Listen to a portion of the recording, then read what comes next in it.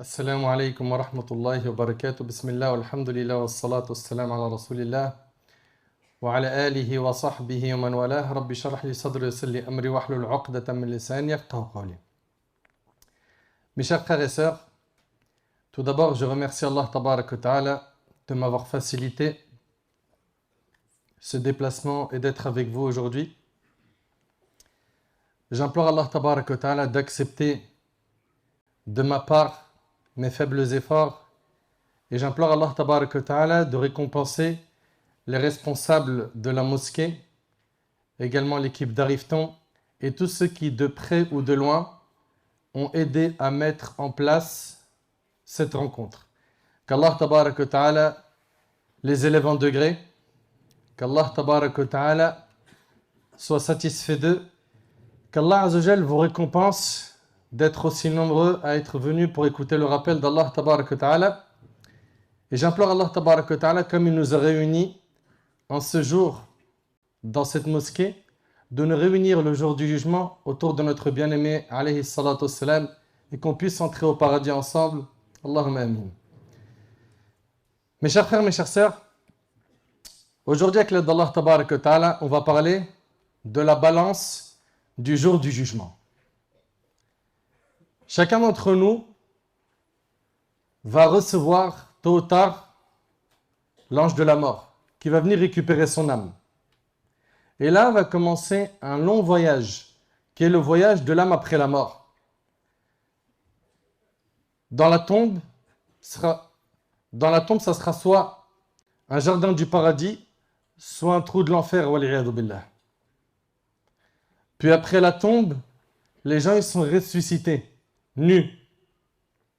Imaginez-vous, le prophète sallallahu alayhi wa sallam, dans le hadith rapporté par Bukhari et Muslim, il a dit que les gens sont ressuscités nus, pieds nus, incirconcis. Aïcha, la femme du prophète sallallahu alayhi wa sallam, s'est étonnée. Elle s'est étonnée parce que, mes femmes nues, le jour du jugement, et elle pose la question au prophète sallallahu alayhi wa sallam. Les gens vont se regarder. Et le prophète alayhi wa sallam de lui dire, l'affaire sera beaucoup plus grave que cela, Aïcha.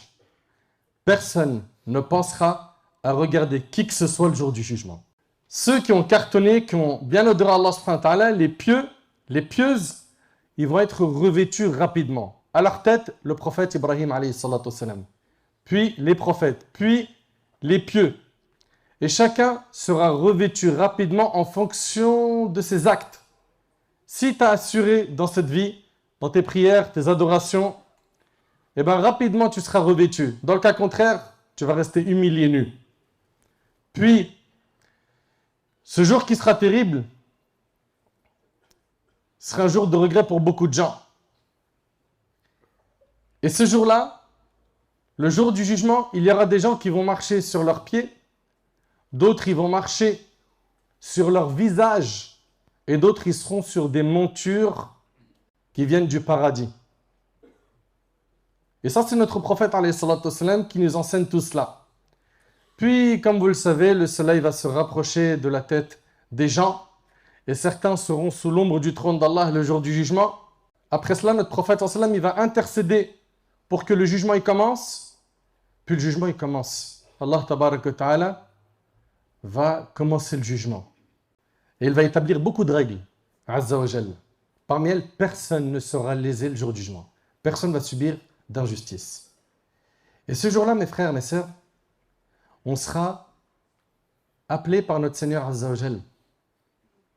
Ce jour-là, on sera présenté à Allah et il va nous remettre nos livres. Quel livre? De quel livre il s'agit? Le livre de nos actions, celui qui contient tout ce qu'on a fait dans notre vie. Les bonnes et les mauvaises actions. Ceux parmi nous qui auront assuré, ils vont le recevoir de la main droite. Et ils diront, comme dans Surat Al-Haqqa, tenez, lisez mon livre. C'est bon, j'ai eu mon diplôme. J'ai cartonné. Pour moi, maintenant, c'est l'entrée au paradis. Il est hyper content. Ça y est, il sera dans une vie qui est paisible, confortable et pour l'éternité. Mais est-ce que vous réalisez qu'après ces quelques étapes qui lui restent encore, c'est-à-dire que la remise des livres, il va y avoir la pesée des actions, il va y avoir le passage sur le pont du Sirat, ça y est, lui va se retrouver après devant la porte du paradis, il sent son odeur, il attend qu'une chose, c'est que la porte s'ouvre. Allahumma ja'alna min ha'ula ya Rabb. De l'autre côté, on a des gens qui n'ont pas assuré. Et beaucoup d'entre eux ont eu des rappels. Des gens qui leur ont dit, tu es en train de prendre un chemin qui va te mener à ta perte. Après ta mort, tu vas le payer. Fais gaffe. Indek, arrête, cesse. Suis pas tes passions. Tu fréquentes n'importe qui. Et ces gens-là, malheureusement, ils n'ont pas cherché à écouter. Ouais, tranquille. Ça va. T'abuses. On entend des choses chez les jeunes. Tranquille. T'abuses. T'es à fond. Ah, c'est trop. Il fait trop le musulman, lui. C'est quoi ces histoires de il fait trop le musulman? Tu veux qu'il fasse quoi par le musulman? C'est un musulman. Tu veux qu'il fasse quoi d'autre? Puis après, Allah tabaraka wa ta'ala, une fois qu'il leur a remis les livres à chacun, les gens vont avoir droit à la pesée de leurs œuvres. D'où le thème d'aujourd'hui, la balance du jour du jugement. Mes chers frères, mes chères sœurs, Allah tabaraka wa ta'ala ne va léser personne. Allah ta'ala dit wa ma rabbuka bidhallamin lil abid. Ton Seigneur cependant n'est point injuste envers les serviteurs. C'est-à-dire que tu ne récolteras que ce que tu as fait. Dans un hadith qui est rapporté par Muslim selon Abi Dharr, le prophète sallallahu alayhi wa sallam, il nous dit qu'Allah tabaraka wa ta'ala, il dit concernant vos actions, je vous les comptabilise. Puis je vous les présenterai. Allah il va nous les présenter le jour du jugement. Quiconque qui trouve du bien, qu'il remercie Allah. Parce que c'est grâce à Allah que tu as été droit. C'est grâce à Allah que tu as réussi à tenir ton digne. C'est grâce à Allah que tu es resté pieux, que tu n'as pas dévié, que tu es resté sérieuse, ma sœur. Et Allah il nous dit, et quiconque trouve, et Allah Azza wa Jalla, il nous dit, et quiconque trouve autre chose que cela, si tu trouves autre chose que des bonnes actions, Allah il dit qu'il ne blâme que sa propre personne. Et commencez pas à dire, c'est pas de ma faute, c'est Shaitan. Et vous pensez que Shaitan, Yawm al-Qiyamah, il va faire quoi? Ah, si vous saviez. كَمَثَلِ الشَّيْطَانِ إِذْ قَالَ لِلْإِنسَانِ اكْفُرْ فَلَمَّا كَفَرَ قَالَ إِنِّي بَرِيءٌ مِنْكَ زِدْ إِنِّي أَخَافُ اللَّهَ رَبَّ الْعَالَمِينَ Allahu Akbar.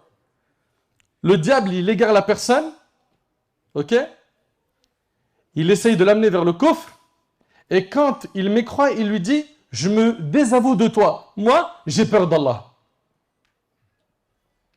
Et vous le savez probablement que le diable, il va tenir un discours en enfer. Dans Sourate Ibrahim, Allah tabaraka wa ta'ala nous dit وَقَالَ الشَّيْطَانُ لَمَّا قُضِيَ الْأَمْرِ. Le diable dira quand? En enfer. Imaginez-vous déjà que l'enfer c'est terrible. C'est terrible. Les gens sont dedans. Ils souffrent. Leur nourriture est de feu. Leur boisson est de feu. Leurs vêtements sont de feu. Et le diable, il fait un discours. Il leur dit quoi? En enfer. Il leur dit Inna Allah wa'adakum wa'ada al-haq wa wa'adtukum fa akhlaftukum. Wa ma kana li alaykum min sultan. Allahu Akbar. Allah mahfadna wasturna ya Rabb. Il va dire Allah vous a fait une promesse de vérité et je vous ai fait une promesse que je n'ai pas tenue et je n'avais aucune autorité sur vous. Illa an da'awtukum si ce n'est que je vous ai invité à m'obéir et vous m'avez obéi. فَلَا تَلُومُونِي وَلُومُوا أَنفُسَكُمْ. Ne me faites aucun reproche. Mais est-ce que tu arrives à imaginer que le diable il va se désavouer de ceux qui l'ont suivi? Mais commencez dès maintenant à vous désavouer de lui pendant qu'il est encore temps. Ce que je suis en train de vous dire là, c'est dans le Coran, dans la sourate 14. J'invente rien. C'est quelque chose que certains, ya Arab qu'on n'en fasse pas partie, certains vont voir et entendre cela. Il veut leur dire, moi j'y suis pour rien. Ne me faites aucun reproche, mais faites-en vous-même. Donc à un moment donné, il faut qu'on se pose 1000 questions. Quel train de vie j'ai adopté jusqu'à maintenant? À quoi ressemble ma vie? Est-ce que c'est une vie de musulman? De quelqu'un qui fait le nécessaire pour satisfaire Allah? Ou on est plongé dans l'égarement? Wal'iyadu billah. Pourquoi? Parce que certains nous ont attrapés parmi nos fréquentations sur le net, ou dans le quartier, ou à l'école, ou autre, et ils nous ont embelli le haram. Et ce travail-là, c'est le travail du diable, d'embellir le haram et d'enlaidir le halal. D'ailleurs, subhanallah, ils peuvent sortir ensemble pendant 10 ans. Et c'est des lovers, t'as mal à la tête. 10 ans, il lui dit des trucs que aucun film romantique n'a dit. Si je pouvais te ramener les étoiles de la lune sur un plateau en or, ça y est, monsieur est devenu poète. Et dès qu'il se marie, ces mêmes personnes-là, qui ont tenu 10 ans dans le haram, un mois, ça craque. Il vient de voir, il dit « Allah frère, on a essayé, ça ne marche pas. » Parce que vous avez oublié que le diable, il embellit le haram et il enlaidit le halal. Et il nous fait voir que l'herbe est plus verte ailleurs. Ouais, mais tu t'es trompé, il ne fallait pas prendre cette sœur. Pourquoi tu as pris ce mari? Bon, bien évidemment, des fois, il y a des erreurs. Hein, et puis, après médiation, etc., des fois, ils ne sont pas compatibles, des fois, ça ne marche pas. Allah ghalib, le divorce peut être une solution. Mais souvent, ce qui te fait voir, c'est quoi? Non, tu n'as pas pris la bonne. Donc, mes chers frères, mes chères sœurs, Allah yahfadkoum, s'il vous plaît. Comprenez une chose. C'est que le jour du jugement, Allah tabaraka wa ta'ala, après la remise des livres, il va peser nos actions. Mais pourquoi d'ailleurs les actions seront pesées? L'imam al-Qurtubi, rahimahullah, il a dit, écoutez attentivement s'il vous plaît, quand on aura fini de dresser les comptes, on pèsera les actes car la pesée est destinée à la rétribution. Il est donc nécessaire qu'elle se passe après le compte. Car, écoutez attentivement, le compte sert à l'estimation des œuvres. Ok, quand on te remet les livres, quand on va te remettre le livre, c'est pour une estimation des œuvres. C'est bon, tu vas aller au paradis. Mais quel degré du paradis? Mais là, il y a la balance pour ça. Il va aller en enfer. Quel fond? Parce qu'on parle de degrés concernant le paradis et on parle de fond en enfer. Dites pas les degrés de l'enfer. D'accord? Les termes à utiliser, c'est les fonds de l'enfer. Car le compte sert à l'estimation des œuvres et la pesée sert à faire apparaître la quantité des œuvres du serviteur afin que la rétribution se fasse en fonction de ce compte. Et maintenant, j'ai 3 questions et on va tourner, Inch'Allah, dans cette conférence autour de ces 3 questions. Qu'est-ce que la balance? 2. Qu'est-ce qui sera pesé dans celle-ci? Et 3. Quels sont les actes qui peuvent alourdir la balance, le plateau des bonnes actions? Mes chers frères, mes chères sœurs, nous, en tant que croyants, en tant que musulmans, on croit au monde de l'invisible. Ok, Allah tabaraka wa ta'ala, dans Surat al-Baqarah, dès le début, il nous décrit les pieux en nous disant « Alladhina yu'minuna bil ghaib » c'est ceux qui croient au monde de l'invisible. Nous, on croit en Allah. N'est-ce pas? Ça fait partie du ghaib, n'est-ce pas? On croit aux anges. On croit à ce qui nous a été rapporté dans le Coran, dans la Sunna, concernant tout ce qui est ghaibi, tout ce qui fait partie du monde invisible. Que ce soit ce qui va se passer après la mort, les signes de la fin des temps, etc. etc., etc. Et concernant cette balance, Ibn Hajar, rahimahullah, il a dit, Abu Ishaq az-Zajjaj a dit que les gens de la Sunna et du consensus sont unanimes sur la foi en la balance, sur le fait que les œuvres des serviteurs, ils seront pesés le jour du jugement. Et que la balance comporte, écoutez bien, une aiguille et 2 plateaux. Vous suivez? Une aiguille et 2 plateaux qui pencheront d'un côté ou de l'autre selon les œuvres. Très bien. Ibn Qudama, rahimahullah, il a dit dans Lum'at al-I'tiqad, la balance est dotée de 2 plateaux et d'une aiguille. Ibn Taymiyyah, rahimahullah, a dit, les balances seront dressées et on y pèsera les œuvres des hommes. Et concernant cette balance, elle ressemble à quoi exactement? Ben, sa réalité concrète n'est connue que par Allah tabaraka wa ta'ala. Et quand il s'agit, Allah barik fikum, de umur ghaibiyya, de choses qui font partie du monde de l'invisible, ça, il faut quoi? Un dalil pour en parler. Il faut une preuve pour en parler. C'est pas je commence à penser, imaginer. Non, non, non, non. Tu as un texte du Coran et de la Sunna authentique, c'est bon. Ok? Tu n'as pas de texte, tu t'abstiens de rentrer dans ce terrain. En venant commencer à dire, ouais, moi je pense que je vois que. Faites attention à ça. Mes frères et sœurs, est-ce que vous savez que cette balance du jour du jugement, elle est immense?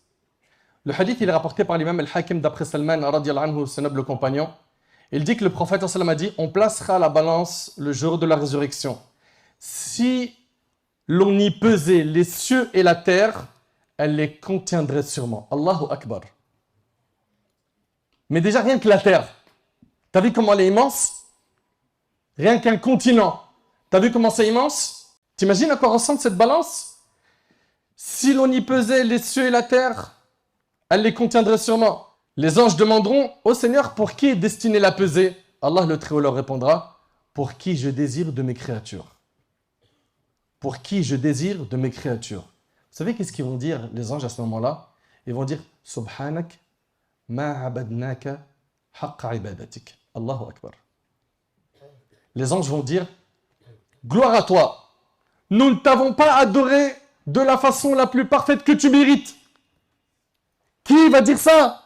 Al-Malaïka, les anges. Mais est-ce que tu réalises déjà que les anges, ils ne désobéissent jamais à Allah? Et toute leur vie sont en adoration, ils ne font rien d'autre à part cela. Et là, eux, les anges, ils vont dire gloire à toi, nous ne t'avons pas adoré de la façon la plus parfaite que tu mérites. Mais qu'en est-il de nous? Chacun d'entre nous doit faire un bilan avec soi-même. Viens pas te dire, ça va, je pense que je suis au top. Les pieux prédécesseurs, à leur tête, notre bien-aimé Mohammed alayhi salatu wassalam, ils étaient toujours dans la remise en question et dans le fait de voir qu'ils n'en avaient pas fait assez. Et ça, c'est nos modèles. Et si toi, bifadlillah, t'es de cela, subhanallah, Ibn Abi Mulaika, il dit, j'ai rencontré plus de 30 compagnons, tous craignaient pour eux l'hypocrisie. Et dans les noms qu'il y a dans les 30 compagnons, Ibn Hajar Sidki, vous savez qui? Ibn Abbas, Ibn Mas'ud. Il cite Aïcha, Asma, radiallahu ta'ala anhum ajma'in. Eux, ils se voyaient hypocrites. Comme Omar, il va voir Hudayfa ibn al-Yaman, il lui dit, est-ce que mon nom est dans la liste des hypocrites? Omar, il est critique sur son âme. Il fait toujours des bilans avec lui-même. Et toi, t'en fais des bilans? Ma sœur, toi qui m'écoutes, tu fais des fois des points avec ta relation avec Allah subhanahu wa ta'ala, ta gestion du temps? Combien de temps tu passes sur les écrans? Et tu regardes quoi? Et t'aimes quoi? Et pourquoi? Et ça te mène à quoi? Et qu'est-ce que tu tires comme bénéfice de ce que tu regardes? De ce que tu écoutes? Allah tabarak wa ta'ala, il nous dit وَنَضَعُ الْمَوَازِينَ الْقِسْطَ لِيَوْمِ الْقِيَامَةِ فَلَا تُظْلَمُ نَفْسٌ شَيْئًا وَإِنْ كَانَ مِثْقَالَ حَبَّةٍ وَإِنْ كَانَ مِثْقَالَ حَبَّةٍ مِنْ خَرْدَلٍ أَتَيْنَا بِهَا وَكَفَى بِنَا حَاسِبِينَ. Au jour de la résurrection, nous dresserons, vous entendez dans le verset écrit quoi? Mawazin. وَنَضَعُ الْمَوَازِينَ, qui est le pluriel de mizan. Mizan, c'est au singulier, c'est la balance. Mawazin, c'est les balances. Dans le verset, ça a été cité au pluriel. Et ça a été aussi un sujet de divergence entre nos savants. Est-ce qu'il n'y a qu'une seule balance ou est-ce qu'il y en a plusieurs? L'avis qu'il faudra retenir, bi'idhnillah, wallahu ta'ala a'lam, c'est qu'il n'y a qu'une seule balance. Et pourquoi ça a été cité ici au pluriel? La plupart des savants ont dit qu'il n'y aura qu'une seule balance et que le pluriel n'a été employé que pour désigner la multitude des œuvres qui y seront pesées. Vous comprenez? Très bien. Au jour de la résurrection, nous dresserons les balances justes, si bien que nul ne sera lésé et tout sera pris en compte. Fût-ce du poids d'un grain de moutarde, et pour demander des comptes, nous suffisons largement. Subhanallah. Ahibati fillah. Ce jour-là, il faut savoir qu'il y a des gens qui auront plus de bonnes actions que de mauvaises. Et une bonne action fera la différence. Vous entendez? Et ce jour-là, hélas, il y en aura qui auront plus de mauvaises actions que de bonnes. Et une mauvaise action fera la différence pour certains. Et également, ce jour-là, il y aura des gens qui auront quoi? Le même nombre de hasanat que de péchés. Ok? Ils auront le même nombre de bonnes actions que de péchés. Quel sera le sort de ces trois catégories de personnes? Allah Ta'ala, il dit فَإِذَا نُفِخَ فِي الصُّورِ فَلَا أَنْسَابَ بَيْنَهُمْ يَوْمَئِذٍ وَلَا يَتَسَاءَلُونَ فَمَنْ ثَقُلَتْ مَوَازِينُهُ فَأُولَئِكَ هُمُ الْمُفْلِحُونَ الله أكبر وَمَنْ خَفَّتْ مَوَازِينُهُ فَأُولَئِكَ الَّذِينَ خَسِرُوا أَنفُسَهُمْ فِي جَهَنَّمَ خَالِدُونَ تَلْفَحُ وُجُوهَهُمُ النَّارُ وَهُمْ فِيهَا كَالِحُونَ. Allah Ta'ala, il nous dit, lorsque l'on soufflera dans la trompe ce jour-là, Il n'y aura plus de lien de parenté et ils ne s'interrogeront pas les uns les autres. C'est-à-dire quoi? Personne ne se souciera et ne s'apitoiera du sort de son plus proche parent. Personne ne va calculer les proches de sa famille. Et vous connaissez, n'est-ce pas? T'imagines que l'homme, il fuit son frère, il fuit sa mère qui l'a mis au monde, il fuit sa femme. Chacun d'entre eux est en train de chercher comment faire pour sauver sa peau ce jour-là. Et ce jour-là, l'invocation des prophètes, vous savez, ça sera quoi? Le jour du jugement? Allahumma sallim sallim. Oh Allah, accorde le salut, oh Allah, accorde le salut. C'est un jour terrible. Allah Ta'ala, il nous dit, dans la suite des versets, ceux dont les bonnes œuvres pèseront lourd seront les bienheureux. Et franchement, on n'aimerait pas être de ceux-là, ceux qui auront plein de bonnes actions. Mais pour cela, tu es d'accord avec moi qu'il y a des choses, des exercices à faire pour le nafs qui sont durs.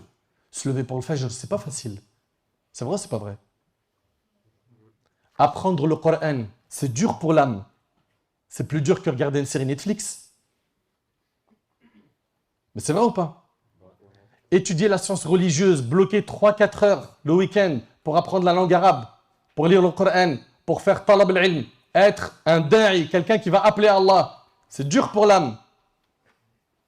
Ça demande des efforts et ça demande surtout quoi? Un long souffle. Parce que ce n'est pas du jour au lendemain que tu vas apprendre la science. Tu vas sacrifier des nuits. Tu vas, pendant que certains vont aller jouer au foot, sortir, manger, etc., toi, tu seras en train d'apprendre, réviser. Et ça ne veut pas dire par là que tu n'as pas le droit de te divertir, de t'amuser, de jouer au foot. Non, c'est permis, mais dans un cadre religieux carré. Mais ce que je veux dire par là, c'est quoi? C'est qu'il y en a, Allahumma barik, qui ont tout de suite compris qu'ils doivent avoir un rôle. Et qui, bi'idnillahi tabaraka wa ta'ala, laisseront une empreinte positive avant de quitter ce bas monde. Est-ce qu'on en fera partie? Est-ce qu'on en fera partie? Vous savez, mes frères, moi, Wallah al-Adim, je vous le jure par Allah, et Allah, il en est témoin. Je suis hyper touché d'être à Bruxelles. Mais vous ne pouvez même pas imaginer à quel point. Selon vous, pourquoi? Vous ne pouvez même pas imaginer à quel point. Ça bouillonne dans mon cœur. Pourquoi, à votre avis? Dites-moi. Rachid Haddash, rahimahullah. Par la permission d'Allah, mon bien-aimé Rachid, je l'ai rencontré dans plein de déplacements en France. Plein. On a dormi plein de fois dans les mêmes hôtels. On s'est retrouvés à faire des conférences ensemble. Et combien de fois discuter, on échangeait, je lui demandais des conseils, c'est mon grand frère. Et quand je me rappelle, quand j'étais au lycée et que j'ai commencé à faire mes premiers pas dans l'apprentissage, la da'wah, etc., ben, moi j'ai ouvert les yeux, il y avait plein de grands frères devant moi. Parmi eux, il y avait Cheikh Kastid, Hafidahullah, il y avait Cheikh Adil, il y avait Cheikh Haddash, rahimahullah, qu'Allah subhanahu wa ta'ala lui accorde al-Jannah, al-Firdaus al-A'la, lui et toute sa famille. Lui ainsi que ses grands frères-là, qu'Allah les récompense, ils ont fait beaucoup.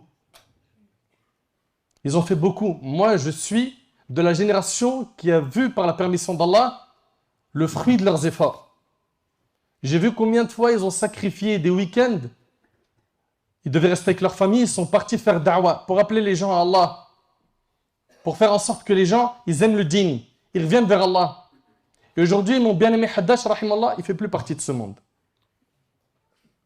Allahumma lakal hamd, vous avez encore des mashayikh, des gens qui sont là, qui font énormément de khir. Mais mon frère Haddash, rahimallah en particulier, il a soulevé un poids à l'échelle locale et à l'échelle francophone dans le monde qui était très très important. Et on parle d'une personne. Une personne. Et cette personne-là, aujourd'hui, est sous terre. Elle est où la relève? Elle est où la relève? La jeunesse. Justement, la jeunesse. Elle est où notre jeunesse qui s'investit, qui sacrifie du temps pour apprendre le din? Qui, pendant que les gens sont dans des futilités ou des péchés, eux, ils sont là, ils apprennent, ils sont sérieux et ils ont un hadaf, un objectif. C'est quoi? C'est da'wa ilallah. Ils sont où?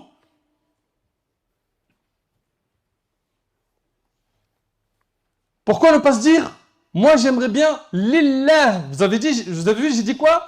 Lillah, pas pour des likes, pour avoir un maximum de gens sur TikTok. Et puis après, je monétise ma chaîne et tout ce qu'on entend aujourd'hui. Non, non, non, nous on parle de quoi? de ceux qui vont appeler Allah pour Allah, pas pour briller, pas pour mettre en avant leur personne. Sa personne, elle est effacée. Le plus important, c'est le message.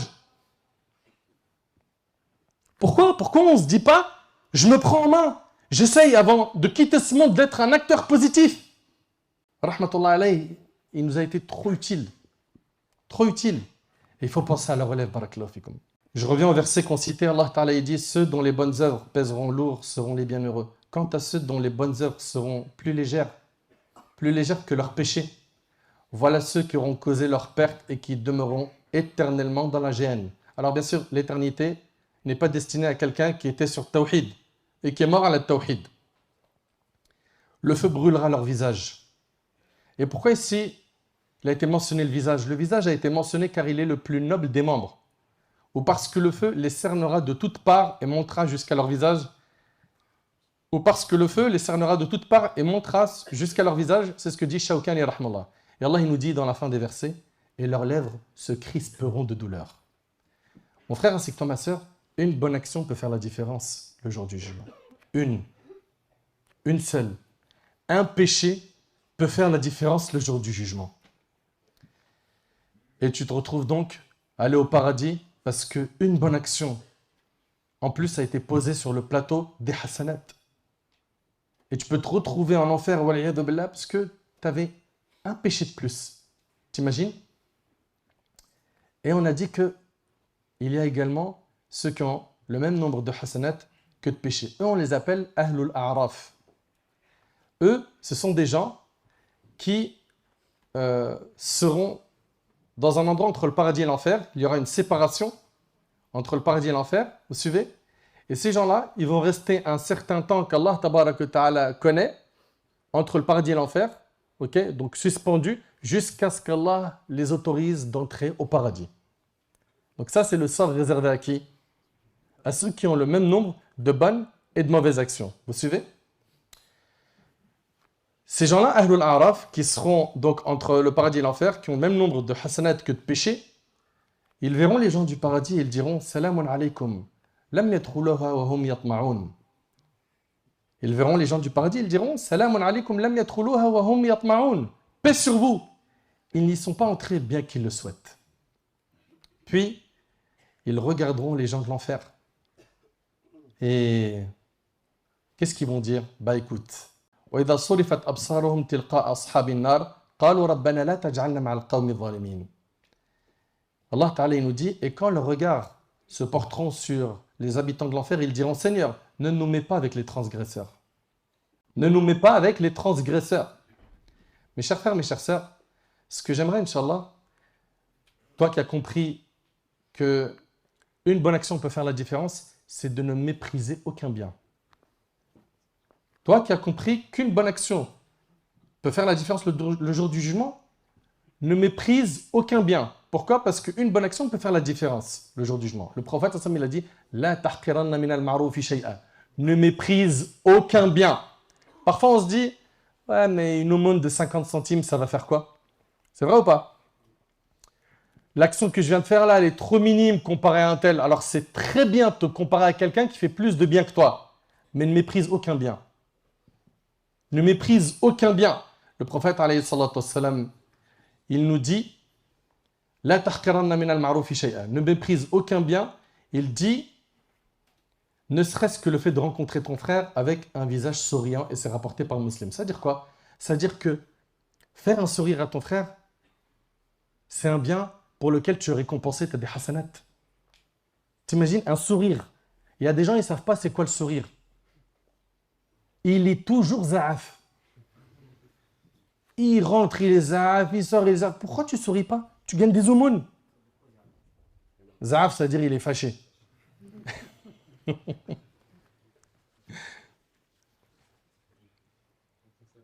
Qu'est-ce qu'il y a? Les dents, c'est pas une aura. Montrez vos dents. C'est pas une partie honteuse à cacher. Souris. Non, il y a des gens, ils savent pas. Et puis il est toujours là à annoncer des mauvaises nouvelles, grincheux. Mais c'est pas ça le comportement du prophète sallam. Le prophète sallam, il a dit quoi? Bashiru wala tunafiru. Annoncez des bonnes nouvelles. Et le prophète sallam, il a été décrit comme étant quelqu'un qui était toujours souriant, alayhi salatu wassalam. Bien évidemment, il lui arrivait de se mettre en colère. Mais il était tout le temps souriant, alayhi salatu wassalam. Pourquoi on n'est pas de cela? Pourquoi on n'est pas positif? Surtout que ce sourire, il te fait alourdir tes hasanats, t'imagines? Et de l'autre côté, une action, une parole peut faire en sorte que tu te retrouves en enfer. Waliyadu billah. Regardez ce hadith qui est rapporté par Bukhari Muslim et méditez-le s'il vous plaît. Le prophète alayhi salatu wassalam, il a dit: le serviteur peut certes sans y prêter attention prononcer une parole lui valant la satisfaction d'Allah. Il peut dire une parole sans lui prêter attention et elle va lui faire gagner la satisfaction d'Allah et grâce à laquelle Allah l'élèvera en plusieurs degrés. Donc dis des bonnes paroles. Ok, comme ça, bi'idhnillah, tu auras la satisfaction d'Allah. Et il se peut également qu'il prononce sans y prêter attention une parole provoquant la colère d'Allah, une médisance, une insulte. Il n'y prête pas attention. On a déjà dit que dans certaines de nos conférences, on vous a déjà dit que les gros mots pour certains, c'est une ponctuation. C'est la virgule, c'est le point d'exclamation. Hein? C'est quoi votre truc là? Mais ça va, on rigole, c'est mon pote. Ah, c'est ton pote, donc t'augmentes tes péchés. Comment tu réfléchis? Parce que tu l'aimes, tu dis tiens, alourdissons un peu les péchés. Non, vraiment, je le kiffe. Hein. Allez, tiens, prends encore un gros mot. Comment ils réfléchissent les gens en fait? Sous prétexte que tu l'aimes, ta langue, elle tombe dans la désobéissance et tu minimises la chose, c'est ça qui est grave. Regarde, le prophète ensemble dit, il se peut également qu'il prononce sans y prêter attention une parole provoquant la colère d'Allah, laquelle parole le précipitera en enfer. Waliyadu billah. Allahu akbar. Subhanallah. Combien de paroles ont déclaré des guerres de famille? C'est vrai ou c'est pas vrai? Combien de paroles ont causé la destruction de certains foyers? Des divorces, des enfants qui ont payé les pots cassés. Combien de paroles ont fait en sorte que l'animosité naisse entre deux musulmans, entre deux musulmanes? Combien de paroles ont désuni des personnes, ont fait du tort à des gens, ont détruit l'honneur des gens, ont été la cause de beaucoup d'injustices, de la disparition des biens de certains. Et en même temps, avec une parole, tu peux te rapprocher beaucoup d'Allah. Avec une parole, tu peux gagner énormément de hasanat. Subhanallah. Le prophète, alayhi salatu wassalam, il a dit, et on vous le redira, il a dit, Alhamdulillah, zid. Alhamdulillah. Pas tous à la fois. Tamla'u. Al-Mizan, il a dit, Alhamdulillah, remplit la balance de bonne action.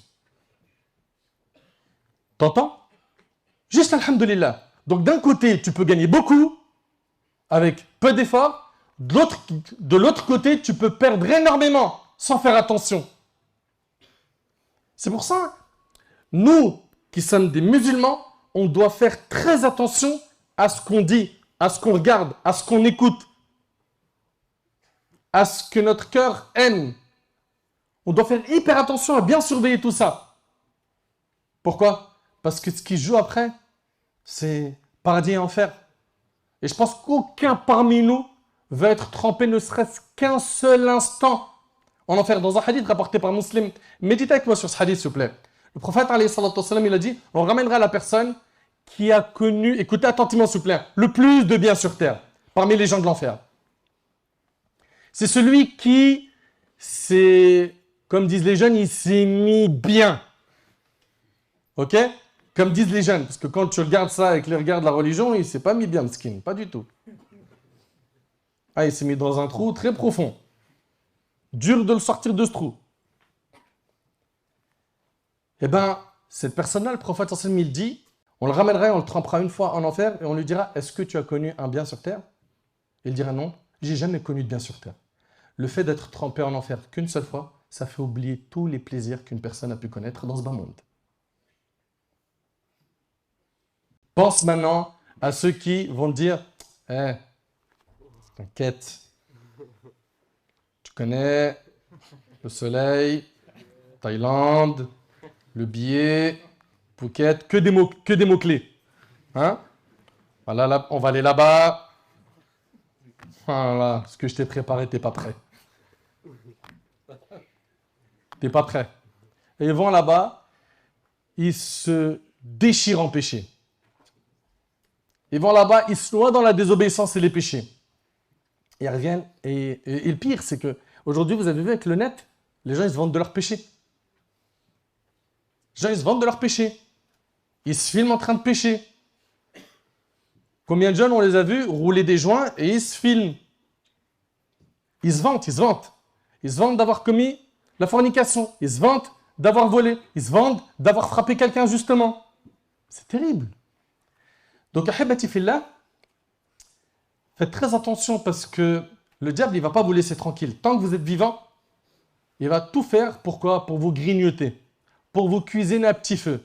Il va te donner une idée aujourd'hui, même si tu la réalises dans 5 ans, ça lui va. Dans 10 ans, ça lui va également. Il est patient.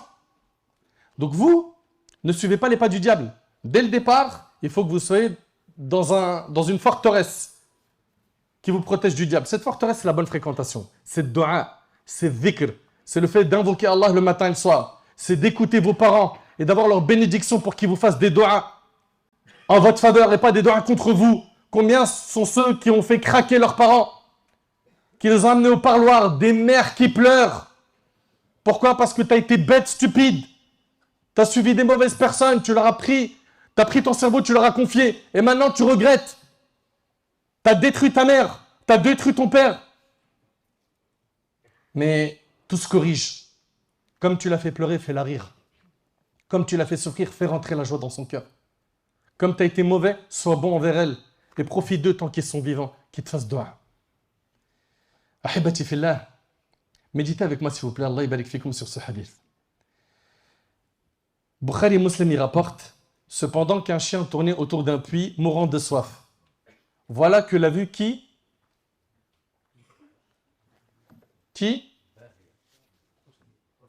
Une prostituée.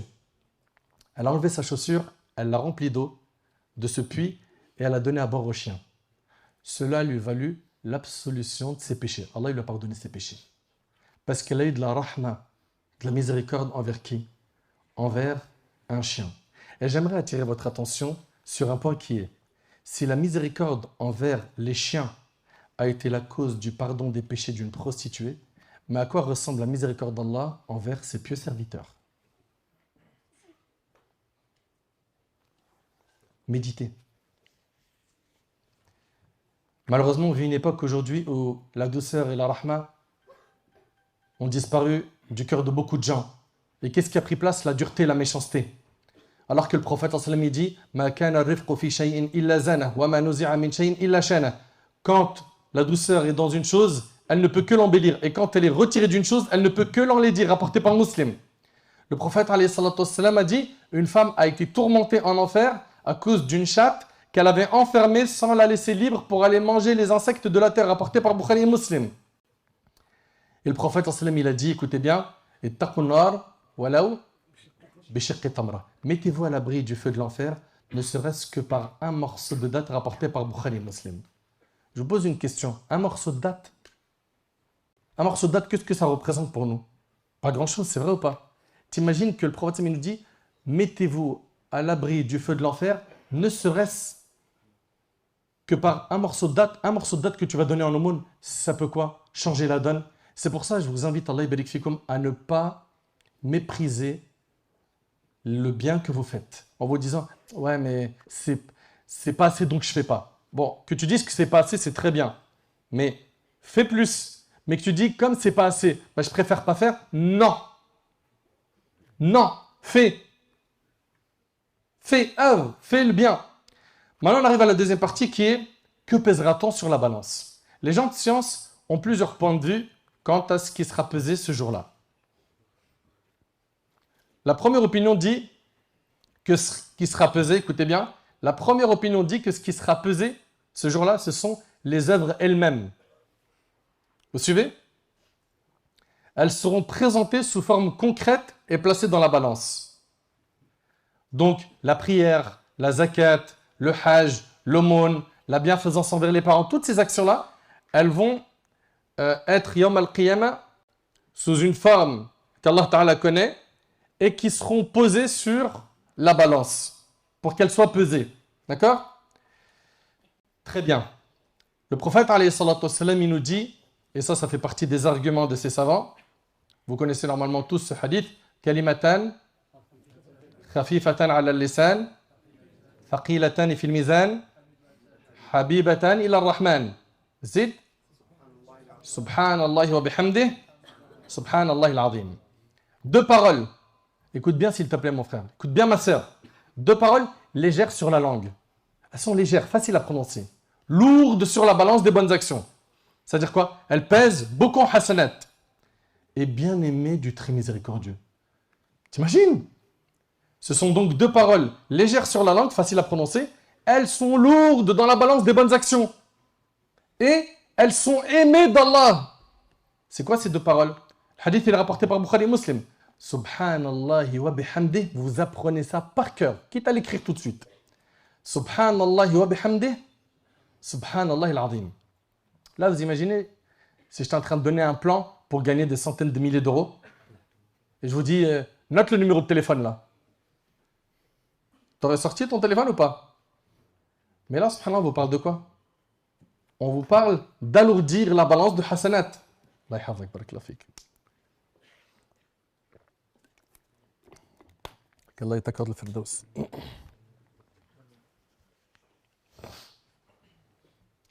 Là, on vous parle d'alourdir la balance de hasanat. C'est pour ça que je veux que tout le monde apprenne ça. Subhanallah wa bihamdih. Subhanallah al-azim. C'est difficile?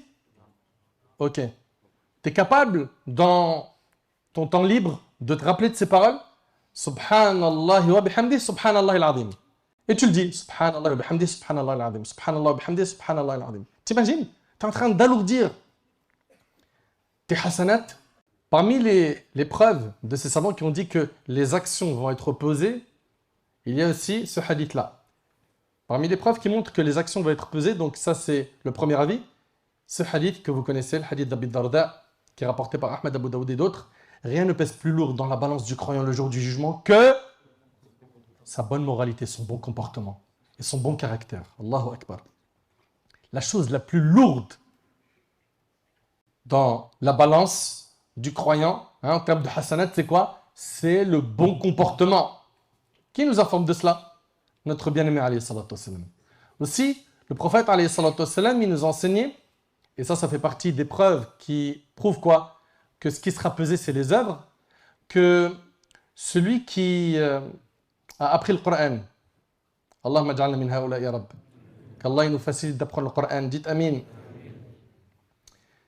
Celui qui a appris le Coran, eh ben, qu'il sache que le Coran va venir intercéder pour lui le jour du jugement.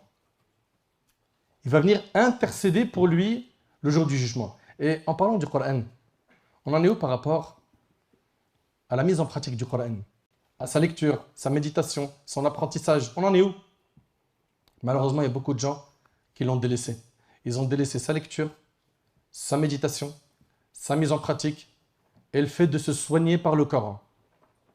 Si tu regardes le temps qu'ils passent sur leur smartphone, et vous avez en plus le rapport d'heures dans vos téléphones, regarde combien d'heures tu es resté sur les applications que tu consultes et regarde le nombre d'heures que tu as passé avec le Coran.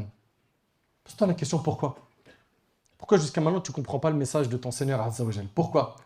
Le prophète alayhi salatu wassalam a dit wa qala ar-rasul ya Rabb inna qawmi ittakhadhu hadha al-Qur'ana mahjura. Et le messager a dit, Seigneur, mon peuple a vraiment pris ce Coran pour une chose délaissée. Subhanallah. Le prophète ici, il se plaint à Allah que les gens ont délaissé le Coran. Mais jusqu'à quand? Toi qui veux le bonheur, toi qui veux la réussite, toi qui veux le succès le jour du jugement, il faut impérativement que tu renoues avec le livre d'Allah, que tu le lises, tu l'apprennes, que tu le mettes en pratique, que tu en fasses un mode de vie. L'imam Muslim, il rapporte de An-Nawas ibn Sam'an, radiallahu anhu. Il a dit, j'ai entendu le prophète sallam dire, on fera venir le jour de la résurrection le Coran et ses lecteurs qui appliquaient ses prescriptions les sourates Al-Baqarah et Al-Imran les précéderont sous la forme de deux nuages.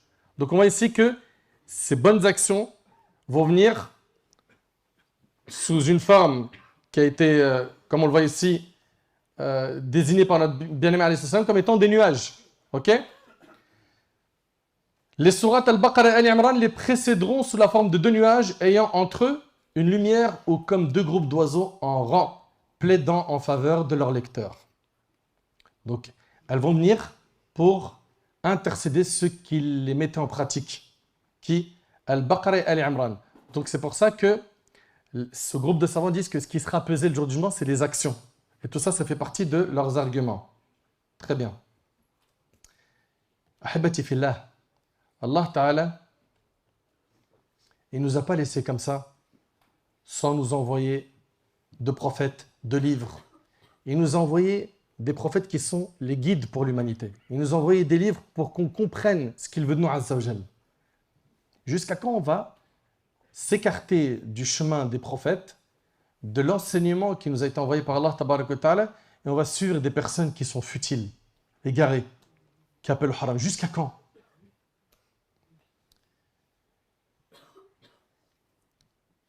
Parmi les arguments de ces savants, que les actions vont être pesées, vous connaissez très bien le hadith de Al-Bara ibn Azib, où la personne, quand elle sera dans sa tombe, elle va être questionnée par qui? Bismillah. Munkar et Nakir, les deux anges qui vont venir te questionner dans ta tombe. C'est quoi les questions? Qui est ton Seigneur? Quelle est ta religion? Qui est l'homme qui vous a été envoyé? Vous suivez ou pas?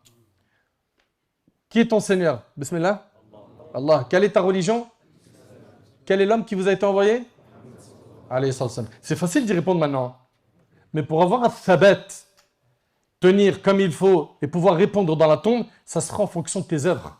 Il sera également posé à cette personne-là: qu'as-tu appris comme science? Il dira: j'ai lu le livre d'Allah et j'y ai cru. Okay? Cette personne-là, elle va jouir de plein de faveurs dans sa tombe. Sa tombe, elle va être très grande. Okay? On va lui ouvrir un accès vers le paradis, vers sa place au paradis alors qu'il est dans sa tombe. Vous suivez? Et subhanallah, pendant qu'il est dans sa tombe, il va se présenter à lui un homme qui a un beau visage, de beaux vêtements et une bonne odeur. C'est qui? Ses bonnes actions. Donc tout ça sert d'argument à ces savants qui disent que ce qui sera pesé le jour du jugement, c'est les œuvres des personnes. Et l'homme qui sera dans sa tombe, il va lui dire: mais qui es-tu? Il lui dira: je suis tes bonnes actions. Et il va lui tenir compagnie jusqu'au jour du jugement.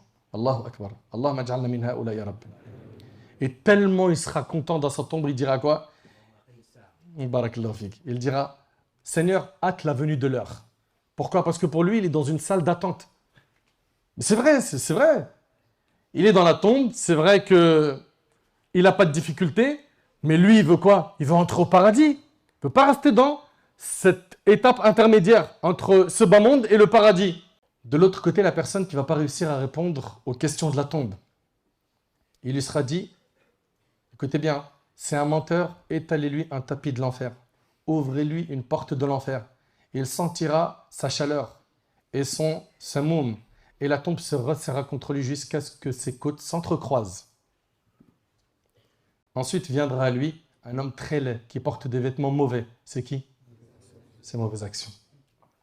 Et il lui dira: et la bonne nouvelle de ce qui te fera mal, voici la journée qui t'était promise. Il dira: toi, à qui Allah a annoncé la mauvaise nouvelle, qui es-tu? Ton visage n'est que celui de quelqu'un qui n'apporte que les mauvaises nouvelles. Il lui dira: je suis tes mauvaises actions. Et lui, il dira: ya Allah, fait que le jour du jugement, il ne vienne pas. C'est déjà trop dur comme ça. Très bien. Ahibati fillah. Le prophète, alayhi salatu wassalam, il nous dit également, écoutez, que le jour du jugement, la mort, elle sera amenée comme un bélier, de couleur noire et blanchâtre. Alors un crieur va appeler: aux gens du paradis. Ils allongeront le cou pour mieux voir. Alors ils vont regarder et il leur sera dit: reconnaissez-vous cela? Ils vont répondre: oui, c'est la mort. Donc la mort va être présentée sous forme d'un bélier. Ils diront: oui, c'est la mort, car ils l'ont tous déjà vu. Puis le crieur dira: aux gens de l'enfer, ceux-là allongeront leur cou pour mieux voir. Et il leur sera dit: reconnaissez-vous cela? Ils diront: oui, c'est la mort. Et là, il sera dit quoi? Écoutez bien. À ce moment-là, cette bête sera égorgée. Et il sera dit: aux gens du paradis, pour vous maintenant, c'est l'éternité. il n'y a plus de mort. Ô vous, les gens de l'enfer, pour vous maintenant c'est l'éternité, il n'y a plus de mort. Et ce hadith-là, il est rapporté par l'imam Al-Bukhari. Deuxième opinion, c'est que ce n'est pas les œuvres qui vont être pesées, ce sont les personnes elles-mêmes qui ont agi, qui elles seront pesées. Ok? Et parmi leurs arguments, ce hadith qui est rapporté par Bukhari et Muslim, le prophète il dit, et je vous demande d'être attentif, Inch'Allah, sur ce qui arrive, le prophète a dit, l'homme qui est fort et corpulent pèsera moins auprès d'Allah le jour du jugement que le poids de l'aile d'un moustique. Rapporté par Bukhari et Muslim. On parle de qui ici? On parle de cette personne qui était dans quoi? Dans Al-Kibr, l'orgueil. Donc qui n'a pas suivi les commandements de la religion. Malgré que c'est une personne qui est balèze physiquement, elle ne pèsera pas le jour du jugement le poids de l'aile d'un moustique. Et comprenez, Allah ibarik fikum, qu'on n'a pas de la valeur par quoi? Par notre beauté physique, par la couleur de ta peau, par les tablettes de chocolat parce que tu vas à la salle de sport. Certains ils pensent ça, hein? Ils vivent pour la salle de sport. Et toute leur story c'est quoi? Torse nu, il est là, il se prend devant le miroir. Ou bien mademoiselle ou madame qui vit pourquoi? Pour montrer l'apparence. Ok, elle a mis une nouvelle robe et elle veut juste faire parler de sa robe. Et donc aujourd'hui, malheureusement, on vit cette époque où beaucoup de gens, pour ne pas généraliser, ils ont trop misé sur l'apparence. Plus important, c'est quoi? Physique, beau gosse. Attention, hein, moi je mets de la marque, mais t'as vu, toi, t'es en bas de l'échelle. Moi, tu sais combien coûte cette sacoche? Vous avez déjà entendu parler des gens comme ça, n'est-ce pas? Il y en a qui parlent comme ça. Tu sais combien coûte cette montre? C'est mieux, je te dis pas, ton cœur il est fragile.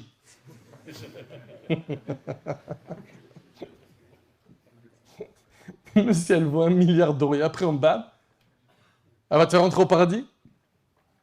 Elle va t'aider à répondre à Munkar et Nakir? Je ne suis pas en train de dire que tu n'as pas le droit de te faire plaisir, mais attention à l'excès et l'orgueil. Attention, ça c'est grave, c'est blâmé dans la religion. Allah Ta'ala dit Innal mubadhirin kanu ikhwan ash-shayatin. C'est-à-dire quoi? Les gaspilleurs sont les frères du diable. Il y en a, ils ont tellement d'argent, ils ne savent plus quoi faire avec. Ils gaspillent. Et ils mettent tout sur l'apparence.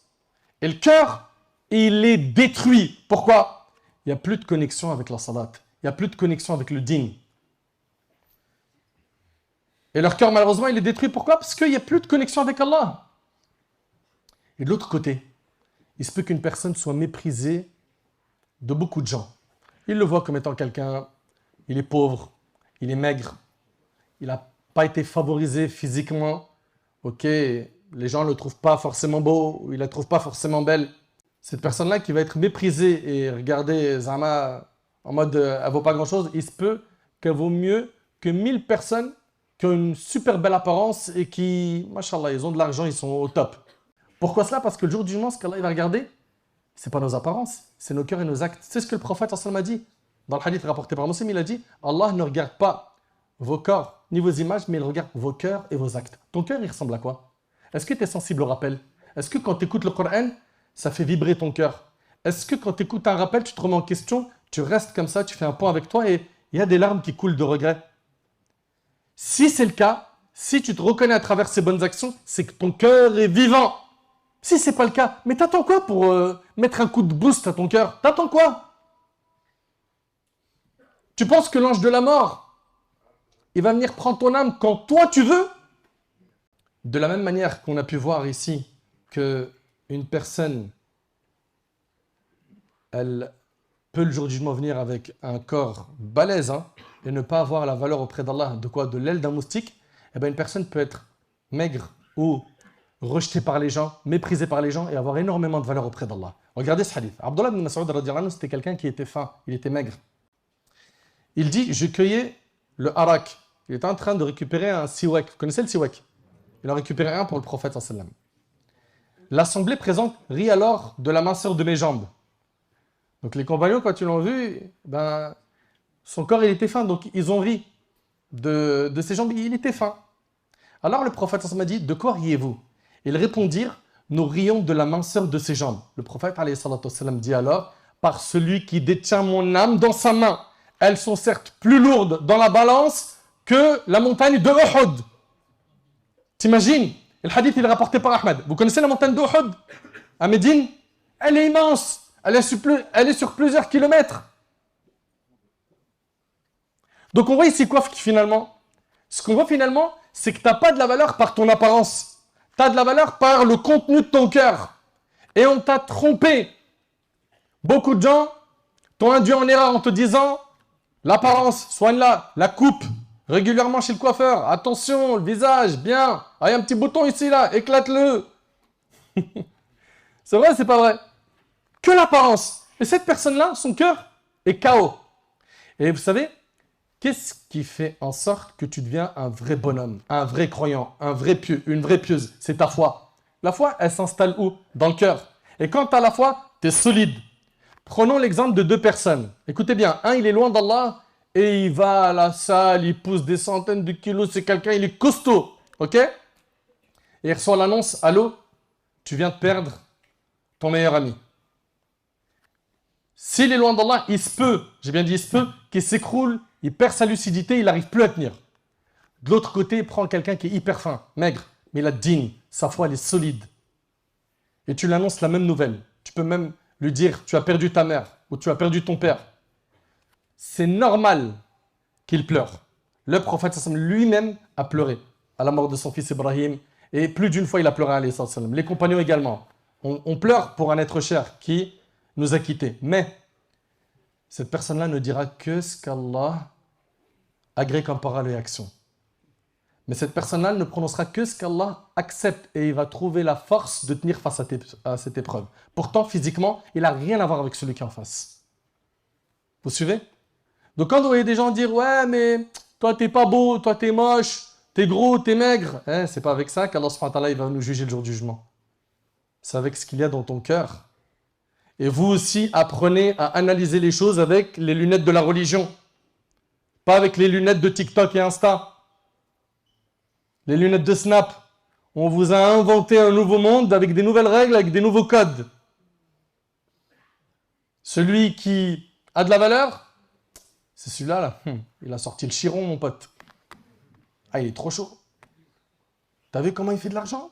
Il se prive de rien. C'est pas avec ça que tu as de la valeur auprès d'Allah. Comprenez-le. C'est avec le contenu de ton cœur. C'est pour ça qu'il faut qu'on se concentre sur ça. Parce que si le cœur, il est propre, il est bien entretenu, il est pur, eh bien, ta balance, le jour du jugement de hasanat, elle sera pleine de hasanat. Pleine. La dernière opinion des savants, et on arrive à la fin, c'est que ce qui sera pesé le jour du jugement, c'est les feuillets consignant les actes. La première opinion, elle dit quoi? Que c'est les actes qui vont être pesés. La deuxième opinion, elle dit que c'est les personnes qui vont être pesées. La troisième, c'est que c'est les feuillets consignant les actes qui vont être pesés sur la balance. Et on a un hadith qui est rapporté par l'imam al-Tirmidhi. Écoutez attentivement s'il vous plaît. D'après Abdullah ibn Amr radiyallahu anhu, an jami' as-sahaba, le prophète a dit Allah fera venir un homme de ma communauté devant l'ensemble des créatures au jour de la résurrection. Il déploiera devant lui 99 registres. Allah il va déployer à cet homme, écoutez bien s'il vous plaît, 99 registres.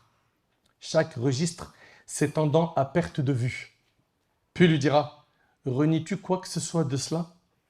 Est-ce que tu renies les actions qui sont écrites dans ces registres? C'est tes actions. Il lui sera dit, mes scribes, gardiens, ont-ils commis une injustice envers toi? Il dira, non Seigneur. Il lui sera dit, as-tu une excuse ou une bonne action? L'homme tombera et dira, non Seigneur, détrompe-toi, tu as auprès de nous une bonne action. Et il ne te sera fait aucune injustice aujourd'hui. Il sortira alors la carte où il est écrit dessus, Ashhadu an la ilaha illallah wa ashhadu anna Muhammadan abduhu wa rasuluh.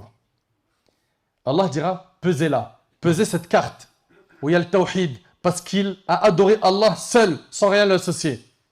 Pesez cette carte. Et l'homme dira, oh Seigneur, que vaut cette carte face à tous ces registres?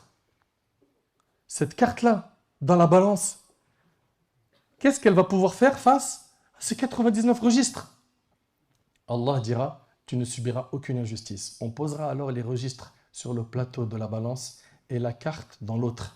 Les registres se soulèveront alors et la carte pèsera plus lourd et rien ne pèse plus lourd que le nom d'Allah. Allahu Akbar. Et le hadith il est rapporté par l'imam al-Tirmidhi. Ici, mes chers frères, mes chères sœurs, on y voit le mérite du tawhid, du fait d'adorer Allah tabarak wa ta'ala comme il le faut, seul, sans rien lui associer. Beaucoup de gens minimisent le tawhid en disant « Ouais, tawhid, tawhid, tawhid, c'est quoi tawhid ?» Mais vous êtes sérieux? Notre vie entière, c'est pour le tawhid. C'est pour adorer Allah tabarak wa ta'ala l'unique, sans rien lui associer. Ahibati fillah, on voit ici quoi? Que il y a une opinion qui dit que ce qui sera pesé, c'est les œuvres. Une autre qui dit, c'est les personnes. Une autre, c'est les feuillets. Eh bien, Al-Hafidh Al-Hakami, rahimallah, il a retenu, écoutez bien, le point suivant. Il a dit, ce qui apparaît des textes, et Allah est le plus savant, c'est que la personne qui a agi, ses œuvres et son feuillet consignant ses œuvres seront pesés, car les hadiths qui éclairent le contenu du Coran ont cité tout cela, aucun texte n'annule l'autre. Donc finalement, ce qu'il faudra retenir, c'est que ces trois choses seront pesées, mais là, le jour du jugement. Vous suivez? Maintenant, j'aimerais me rappeler ainsi qu'à vous de ces actions qui vont alourdir notre balance le jour du jugement. Le prophète alayhi salatu wassalam, a dit « Rien ne pèse plus lourd dans la balance du croyant le jour du jugement que sa bonne moralité et son bon caractère. » Allah déteste, en effet, tout grossier. T'imagines, Allah, il déteste quelqu'un qui est grossier? Et toi, tu n'as pas de problème avec les gros mots? Toute la journée, il est en train de dire des paroles qui détruisent des gens. Allah, il le déteste. Allah déteste en effet tout grossier ou parler impudique rapporté par Tirmidhi. La communauté, mes frères et mes sœurs, a énormément besoin de revenir au bon comportement. Et quand on parle du bon comportement, qu'est-ce qu'on entend? On entend des gens dire « Hey, ça ne veut rien dire eux à part bon comportement ?» T'as rien d'autre à part bon comportement? Premièrement, on ne parle pas que de ça. Deuxièmement, mais t'as vu qu'est-ce que ça représente dans la balance, le bon comportement? T'entends avec les oreilles de ton cœur ou ça rentre d'une oreille et ça sort de l'autre? Comment tu réceptionnes ces informations, toi? Ici, il faut donc faire très attention à son comportement, à être honnête. À être honnête, tu mens pas, tu triches pas, tu trahis pas. Tu ne trompes pas celui qui t'a trompé. Tu ne trahis pas celui qui t'a trahi. Également, la douceur. Pourquoi tant de méchanceté, de haine, de colère? Des gens qui démarrent en quart de tour. Pourquoi pas plus de miséricorde, de rahma, de douceur? Pourquoi?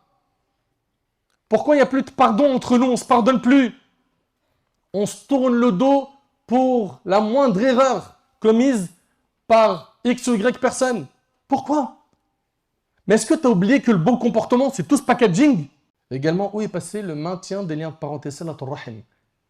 Cette valeur qu'il faut continuer à transmettre à nos frères, à nos sœurs, à nos enfants, qu'ils soient bons envers leurs parents, envers leurs grands-parents, les oncles, les tantes, avec les frères et sœurs, les enfants, les neveux. Il faut que tout ce cercle soit préservé.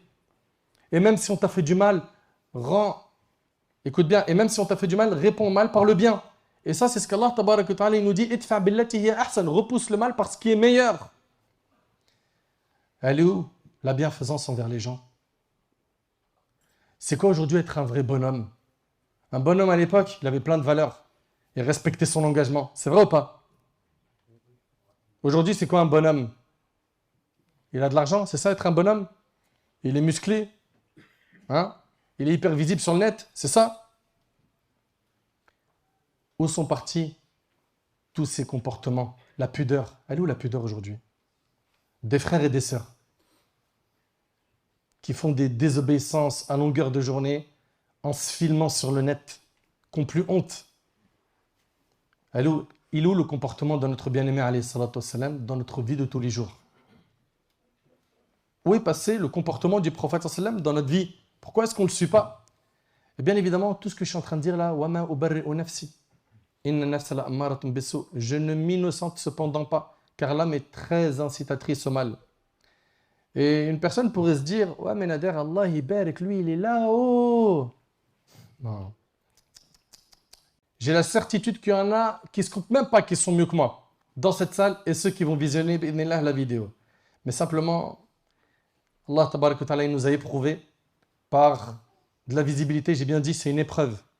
Parce que Wallah al-Adim, en rentrant, en voyant le monde qui était dehors, la queue, les gens, etc., toute la route, je suis en train de me dire, Ya Rab, fais que je sois sincère. Et Allah accepte. Si Allah il n'accepte pas tout ça, ça va être très compliqué pour moi, Yawm al-Qiyamah. Fait qu'Allah subhanahu wa ta'ala, il accepte de ma part et qu'il m'accorde ainsi qu'à vous la sincérité. Et moi, en fait, je suis à l'image de celui qui a dit وَغَيْرُ تُقَى يَأْمُرُ النَّاسَ بِالتُّقَى طَبِيبٌ يُدَاوِي النَّاسَ وَالطَّبِيبُ عَلِيلُ. Il n'est pas pieux et il leur donne la piété. C'est moi. Ok, je ne suis pas en train de me mettre sur un piédestal et en train de vous regarder de haut. Non, il n'est pas pieux et il leur donne aux gens la piété. Il est semblable à un médecin qui soigne les gens alors que le médecin est malade. Ça, c'est moi. Et j'implore Allah tabaraka wa ta'ala de couvrir mes fautes et de me pardonner mes manquements et d'accepter les faibles efforts que j'ai pu faire jusqu'à maintenant. Ahibati fillah, pour terminer.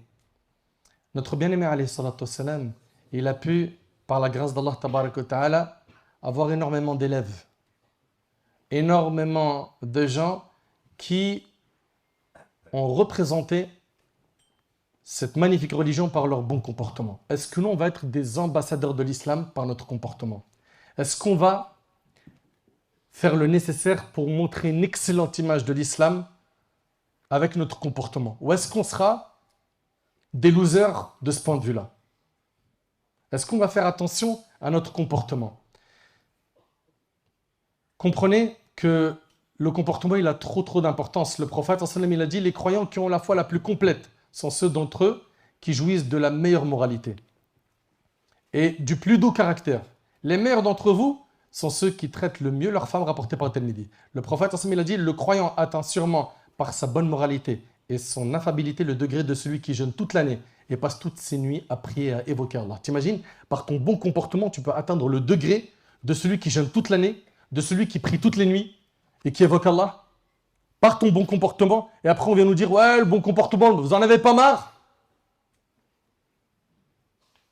Mais on n'arrêtera jamais de vous parler du bon comportement. Bien évidemment, on ne va pas se concentrer que sur ça. Il faut aborder tous les aspects de la religion. Mais ce point-là est trop négligé. Et notre bien-aimé, alayhi salatu wassalam, il nous a enseigné également que celui qui délaisse le débat, même s'il a raison, Allah lui construit une maison au paradis. Tout ça, c'est pour montrer quoi? L'importance du comportement. Le prophète, alayhi salatu wassalam, il nous montre également ce qui alourdit la balance. Il nous dit Alhamdulillah, tamla'ul mizan. Le fait de dire Alhamdulillah remplit la balance des bonnes œuvres. Et le hadith, il est rapporté par Muslim. On a vu tout à l'heure Subhanallah wa bihamdih, Subhanallah al-azim. Et ça également, ça fait partie des paroles qui alourdissent la balance le jour du jugement, de bonne action.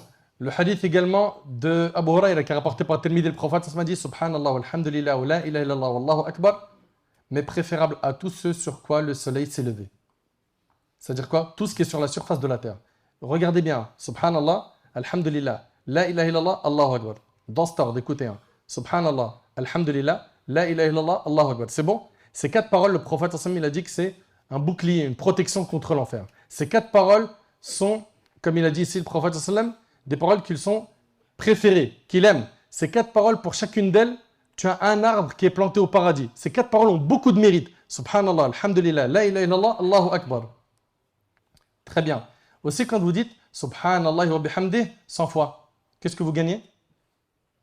Tes péchés sont pardonnés même s'ils avaient le volume de l'écume de la mer. Ahibati fillah, on a entendu beaucoup de choses aujourd'hui. Ok?